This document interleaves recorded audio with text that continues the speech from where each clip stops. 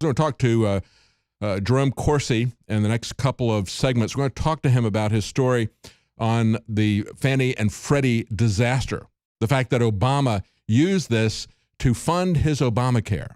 He broke the law. He violated the Constitution. A judge said that. We're going to talk about how Donald Trump could shut that down, just like he shut down Obama's attempt to self-ratify the Paris Accord, saying, well, I know the Constitution says the Senate has to do it, but I'm going to do it myself. So we got that coming up. But let's take a look at what's going to happen. This is the fourth time that the Federal Reserve has raised interest rates since 2015, says NPR. But what they don't tell you, it's the third time that they have done it, that Janet Yellen has done it since Donald Trump won.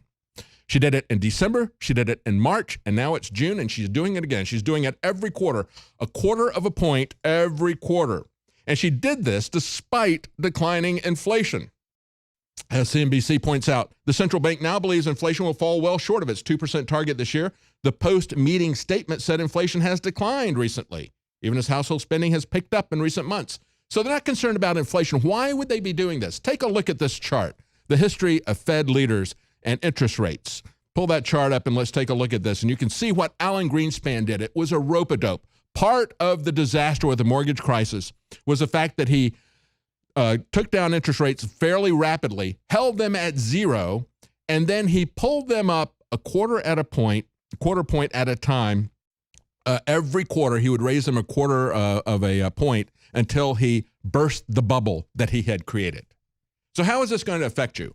Well, of course, as one analyst at CNBC, Jessica Dickler, said, she quoted Brian Railing, who is at Wells Fargo. He said, Fed rate hikes are starting to accelerate. He said, the pace at which interest rates have been rising has been so slow that investors may not feel the heat until it's boiling. Get the analogy? The boiling frog analogy? The fact that they are pulling this thing up and you're not going to understand what's going on until the whole thing blows up, just like it did under Alan Greenspan.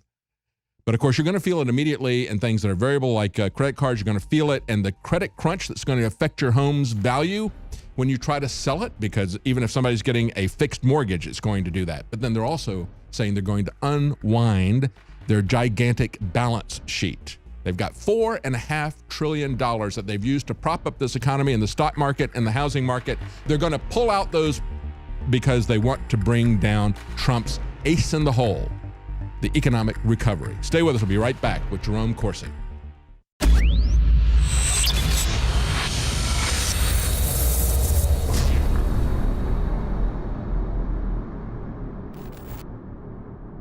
Check out these amazing deals at InfoWarsStore.com. 25% off BioTrue Selenium, a powerful antioxidant and back in stock Super Blue fluoride-free toothpaste. Now 33% off. And while you're there, check out the Total Oral Care Pack, which combines our organic mouthwash with the amazing Super Blue toothpaste. Now 37% off. All available right now at InfoWarsStore.com.